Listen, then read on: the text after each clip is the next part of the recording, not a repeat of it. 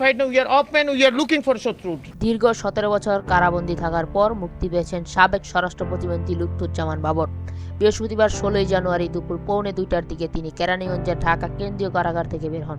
কারাগার থেকে বের হওয়ার পর তাকে ফুলের মালা দিয়ে বরণ করে নেওয়া হয়। বাবরের সাদা পাঞ্জাবি পরে সমর্থকদের দ্বারা বেষ্টিত অবস্থায় দেখা গেছে। অনেকে তার উপর ফুলও ছিটিয়েছেন। এ সময় বাবর হাসি মুখে তার সমর্থকদের উদ্দেশ্যে হাত নাড়েন। 1 এপ্রিল 2004 সালে বাংলাদেশের বন্দর নগরীতে চট্টগ্রাম ইউরিয়া ফার্টিলাইজার লিমিটেডের জেটিতে 10 ট্রাক বিভিন্ন ধরনের অস্ত্র ও গোলাবারুদ আটকের ঘটনা ঘটে। 10 ট্রাক অস্ত্র মামলায় 14 জন ব্যক্তির মৃত্যুদণ্ড হয়েছিল। জনাব লুৎফুজ্জামান বাবরকেই মামলার প্রধান আসামি করা হয়েছিল। দ্বিতীয় তদন্তের ভিত্তিতে এই জনাব লুৎফুজ্জামান বাবরকেও আজকে খালাস দিয়েছেন, এই কথা বলে যে তিনি রাজনৈতিক উদ্দেশ্যের ভিকটিম শিকার